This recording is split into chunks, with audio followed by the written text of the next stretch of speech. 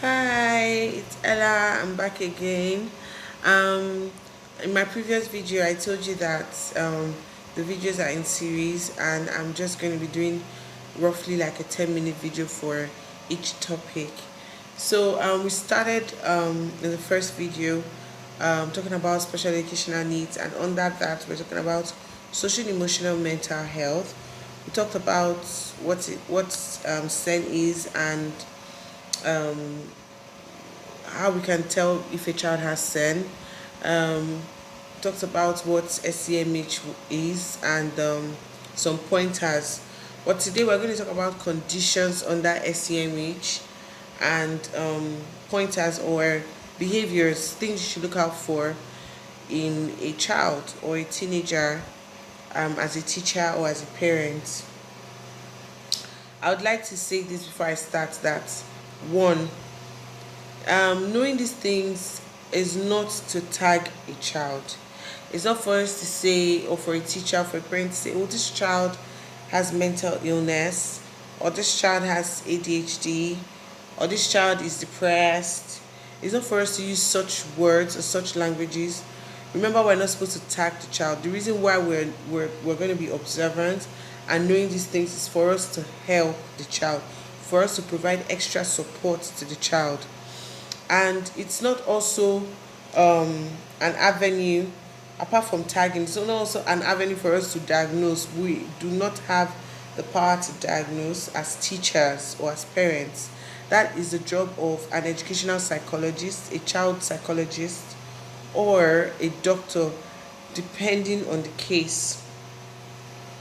And also, when we notice these signs or symptoms or conditions in a child, if you're an educator and you need to speak to your head of school or you need to speak to the parents, I would always advise to speak to the head of school first or head teacher, depending on how it is in your school. They are in the best position, maybe alongside with you or other management staff, to speak to a parent about a child. And when we're talking to the parent about the child, we are not supposed to say the child has this or that. And that is the reason why in this part of my conditions, I will not really be giving specific names. I will mostly be talking about the pointers or the symptoms, because we're not supposed to do that, like I said, because we're not in the position to. So, for instance, if you have a child in your class that you're suspecting has ADHD, the kind of way to speak to your head teacher about it should go like this. Sir, I noticed that A is inattentive in class. He's usually very hyperactive. He, for instance, he doesn't wait in lines. He doesn't take turns to answer questions. And I feel like he's very, very impulsive. The other day, he didn't think before he jumped down from the table or before he pushed his classmate. Give examples and talk about the symptoms. Don't give it a name, don't tag it, because quite honestly, it's not the name that actually helps, it's actually the symptoms that would help us know how to help the child. Okay, so now moving on to conditions or traits, special traits under SCMH. I've mentioned ADHD. The full meaning of ADHD is attention deficit hyperactivity disorder. So, like I said, there is going to be a video that is going to specifically talk about ADHD and how to manage it. So, I'm not going to go into it right now. So, I'm just going to talk about other traits that you can see in a child that might have SCMH or have needs under that category or is struggling emotionally. Withdrawn and depressed attitudes. When you notice that a child is not socializing, when you notice that a child does not want to play with other children, and it's not a function of health, and it's not a function of health, like maybe the child is not feeling well, the child is just naturally like that. And sometimes when they are withdrawn like that, you find out that they don't want to speak to people, they are usually moody. um, they um, they don't know how to interact nicely and socially, basically. And when you say depressive attitude, they're always sad. They seem not interested and very uninterested in most things that are happening with them, their education, school trips, school debates, things that excite children. They just don't want to be caught in that. And when you ask them questions like, oh, hi, hello, sweetheart, are you okay? You don't want to, what's going on? Don't you want to join your friends to take a run? Oh, no, not interested. Why? Nothing, just not interested. Okay. Are you not going on the school trip? I don't think I want to go. And sometimes some of them have coping mechanisms that might distract us. For instance, if the coping mechanism is reading, it might seem like a good trait, like, oh, this child is withdrawn, but he reads. Sometimes we need to actually probe more. Why is he reading? When others are playing, when others are socializing, what's going on? So that could be a pointer. A withdrawn child, a child that shows depressive attitudes, um, disruptive, antisocial, and uncooperative behavior. I kind of mentioned that initially, but I'm going to talk about uncooperative behavior. They do not, they just don't want to do what they're supposed to do at that time. Sometimes they throw tantrums. Sometimes they're just quiet. They're just not interested and they just don't want to do anything. And sometimes they distract other people, other students, other learners, and they do not just cooperate, basically. And it's not a thing of at that moment or the child is just having a bad day. That is just how the child is, and that is a repetitive behavior that the child has been showing over a period of time that the child has been in your class, or as a parent, how since the child has been growing as your child, basically. You just notice those things. Temper tantrums. If they don't get what they want, they throw tantrums. Sometimes they hit children. They respond to violence, and they respond with violence. Um, you know, a little issue that could be solved between two classmates. This person took my pencil without asking. Oh, give me back my pencil. I'm going to report you to my teacher. That's not what you get. You get like screams. Sometimes you get violent behaviors, like maybe taking a ruler and hitting the child, and you can see the child boiling with anger. Sometimes, there are extreme cases, of the child being quiet and acting like everything is fine, but would plan to do something that, even when you figure out what led to that reaction, the action that led to that reaction, you'll be surprised, like it doesn't match. Why? This is not that deep. It's not supposed to be like that. Do you understand? Frustration, anger, verbal and physical threats. Like I mentioned earlier in my first video, I said some of these behaviors could come. I don't know if I mentioned that, thinking about it now, but some of these behaviors could be genetic. It could come from the environment where they live in, or the experience they've had with life. Maybe they come from a violent home, or some of them are just not privileged. Maybe they lost their parents at a young age, and they had to go to a foster home. And when I say foster home, I know we're in Nigeria, so there's nothing like a foster home. But if you're staying in your auntie's house, that's a foster home. That's your foster parents. Do you understand? And maybe the conditions are not favorable, and some of them pick up these behaviors, and over time, these are um, psychological traumas that lead them to behave that way. So, for instance, verbal physical threats. If they have been around or in situations whereby that is the way situations are handled, or people respond to situations by threatening. You see a child threatening, you know, I'm going to do this to you. I'm not threatening like I'm going to report you to my mom, or I'm going to report you to my dad, or I'm going to report you to the teacher. Like actual threat, I'm going to deal with you. I'm going to hit you. I'm going to kill you. I'm going to blow you. I'm going to slap you. And actually even making efforts to slap or to blow or to inflict pain or any form of physical abuse on another person. That those are red flags, those are pointers, those are traits that come under such under this condition, or under this category, anxiety and self-harm. Sometimes children are very, very anxious. Yes, a child can be anxious. A child can be fearful. It could be like because of exams. It could be because of a debate coming up.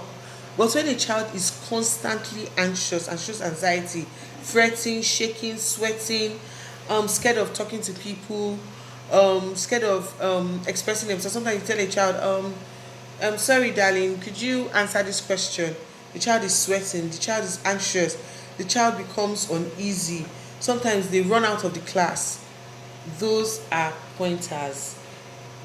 Like I said, emotions might not always come off as angry or as violent. It might come off as quiet, withdrawn, anxious, scared.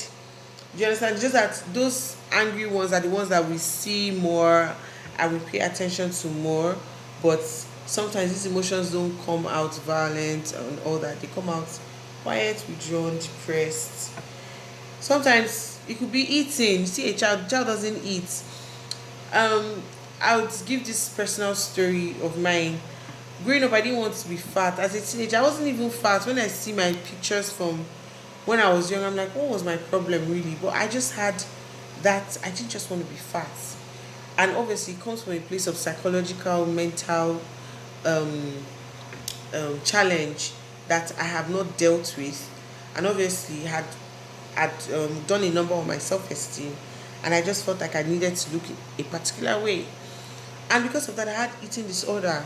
I love food. I still love food. But back in school, I would eat and I would want to throw up. And sometimes I actually make myself throw up. That's it. That's an eating disorder. You might not see it in young children in primary, but it's not inevitable. You might see it more in secondary school, not in elementary, but it doesn't mean that it doesn't exist. But these things exist. Eating disorder is a form of an emotional need. Something is missing, something is going on. And if a child is not eating well, the child cannot learn. If a child is not eating well, the child will not grow. The child is not taking in vitamins that would enable learning, would enable peace of mind, would enable growth as a child, that would enable learning. So it would actually affect the child. And a child that is not eating cannot concentrate. The child might be tired, the child might be sleeping, and the child might be angry, because when you're hungry, you are angry. So you see a child throwing tantrums, it might be coming from hunger. So sometimes these traits or these symptoms, they are interrelated, they are interwoven. The reason why a child might be showing anger or showing violence might be because the child has an eating disorder, the child is not eating, and thereby the child doesn't have energy. So the child is always at the edge. So at any given point in time, it's almost like he's just waiting to be pushed off, just a tip to be pushed off. So those are things. So when you notice that the child is looking malnourished, the child is not eating, the child is losing weight, the child is looking sick, the child is looking pale, that is a cause of concern. Don't look at it like I'm not the child's parent. I'm just here to teach the child. No, you are the child's parent in school, and it is your duty as a teacher, as an educator, to point it out either to um, the school head or head teacher, or to the parents, depending on the kind of relationship you have with your teachers, your children's parents. So these are things you need to look out for, because when a child starts to let me just mention the rest I've written on that so that I can quickly round up. Truancy is when a child is naughty, has gotten to the point of becoming a nuisance. You are so, like, at every point, if something is going on, there's a chaos somewhere in your mind, you already know that I know that A is going to be there or B is going to be there. And sometimes when you see some children fighting or some things happening and you come there and you say, if you're not there, who else to be here? It has to be you. You're the one that has to be here. And it just, those things we say to them and those ways we behave to them, who makes them feel worse and encourages the behavior. Do you understand?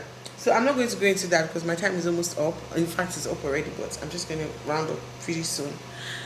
So truancy and socially frowned at behaviors like stealing, fighting, and all of that.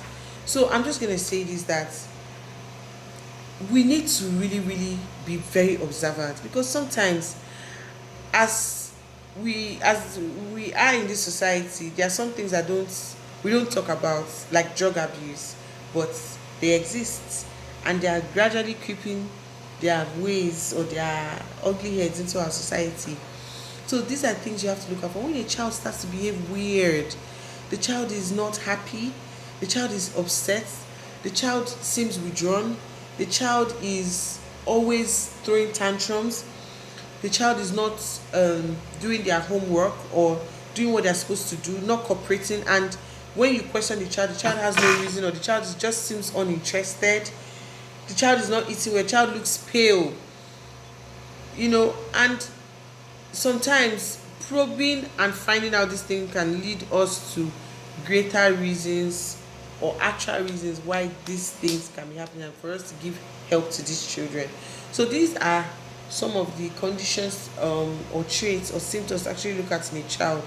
If you notice these things in a child, you need to relax, research, and speak to your school head, and know how to help the child, know how to tag the child, or you just start raining insults or abuse on the child, or you just leave the child, say, you know what, you have decided that you will not amount to anything, so I'm just going to leave you.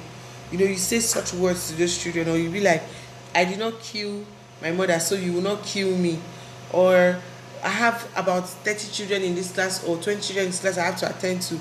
You will not be the one to spoil my job. They can actually be quite tiring and require a lot of energy and time. So it can get quite frustrating. But when you remember that these children are going through something greater than them, that they themselves cannot even control at the time, it helps us to be more compassionate. Special needs is our needs that require our special time, our special patience, our special love, our special everything. If you're going to go a mile for a regular child, a special needs child, you go 10 miles for them if you can. They just, anything extra, anything special, anything that is out of the ordinary is what they require from us to help them. And I hope that as we go through this series and other series, and as we educate ourselves more, we can be in a better position to help these children, and to make them, come out, or when they are getting out of our help or our hands as teachers, they're coming out better, a total person that is wholesome, in charge of their emotions, and not just being smart or getting good grades, but also emotionally intelligent too as well. So I would obviously be bringing out another video that will be talking about, I think my next topic is ADHD, I'm not sure, and class management, but in my next video we'll be talking about that. Thank you so much for listening. I hope we're able to get something. I know I have overspoken and gone beyond my time, but I hope we're able to get something out of this. Thank you very much. Thank you, Meadow Hall, again for this opportunity. I really appreciate it. All right, see you guys next time.